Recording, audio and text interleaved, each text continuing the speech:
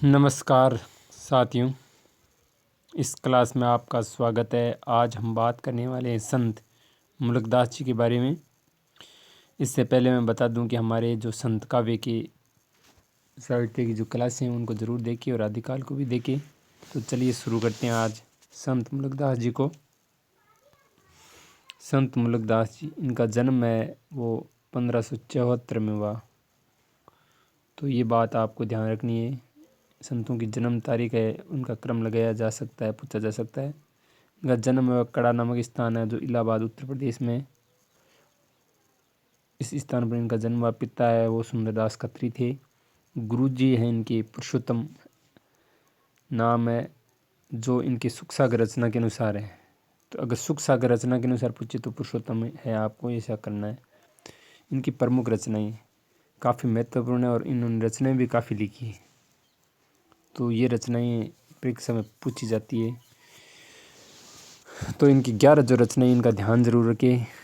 तो चलिए शुरू करते हैं। एक एक रचना रत्न खान, दूसरी है ज्ञान बोध, तीसरी रचना है भक्त वच्छावली, चौथी है भक्ति विवेक, पांचवी रचना है ज्ञान प्रौधि, 12 है खड़ी, सातवीं राम अवतार लीला, आठवीं रचना है ब्रज लीला, ध्रुव चरित्र, विभूति विभव विभूति और सुख सागर। तो इन रचनाओं को आप 2-4 बार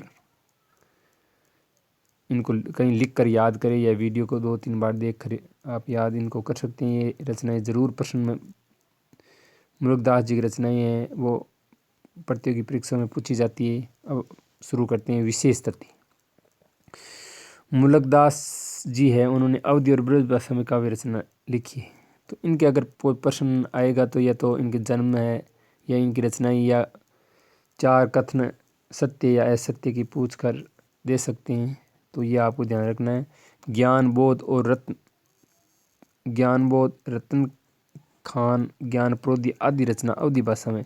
तो ऐसे प्रश्न पूछ सकते हैं कि कौन सी रचना है वो अवधी भाषा में नहीं है। तो 3 तो ये दे देंगे और चौथी है कोई ब्रज भाषा में रचित है उसको दे देंगे और प्रश्न आराम से यहाँ से बन सकता है। आगे देखो, कृष्ण चरित्र से संबंधित ग्रंथों की भाषा ब्रज भाषा है। वेरी इंपॉर्टेंट बात है।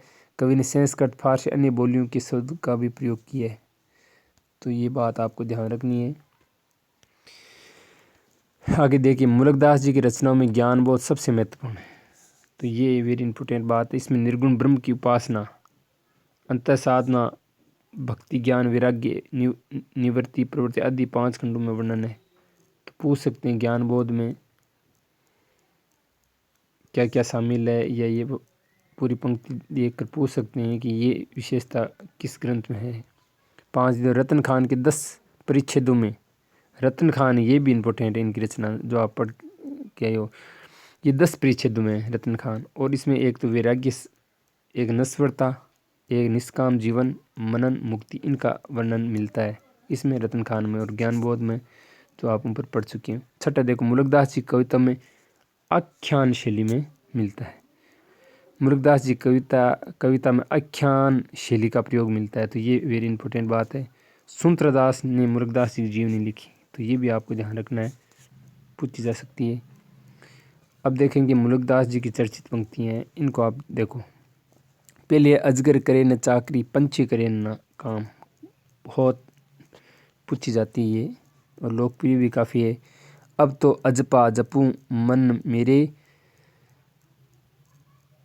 सूर न असुर टहलुआ, जाके मुनि गंधर्व है जाके चेहरे।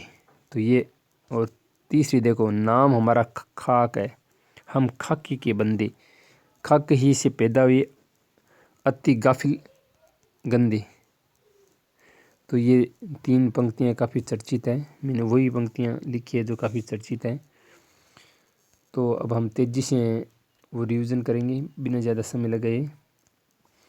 एक तो जन्म इनका है 1574, ये ध्यान रखना है। जन्म स्थान कड़ा इलाहाबाद ध्यान रखना है। पिता का नाम ध्यान रखना है और गुरु का नाम ध्यान रखना है। ये सारी रचनाएं आपको याद होनी चाहिए अच्छी तरह। एक इनकी जो मुल्कदास जी की काव्य भाषा है वो अवधी और ब्रज भाषा दोनों में लिखी है। ज्ञान बोध, रतन खान और ज्ञान प्रोधि ये अवधी भाषा में, ये ध्यान रखना है। और कृष्ण चरित्र संबंधित जो ग्रंथ है वो ब्रज भाषा में, ये बात आपको ध्यान रखनी है। इसके अलावा ये जो ज्ञान बोध है इसमें ये जानकारी मिलती है। और रत्न खान में ये वैराग्य है, निष्काम जीवन, मन मुक्ति, ये ध्यान रखना है। आख्यान शैली का प्रयोग किया ये, और शकुंतला ने जो जीवनी लिखी ये ध्यान रखना है। और ये जो चर्चित पंक्तियाँ इनका ध्यान रखना है। तो प्यारे मित्रों, हमारे चैनल को आप सब्सक्राइब कर लीजिए ताकि आगे जो मैं क्लासें लूँगा उनका नोटिफिकेशन आपको मिल जाए। और मुझे भी अभी प्रेरणा मिलेगी जब आप मेरे चैनल को सब्सक्राइब करोगे।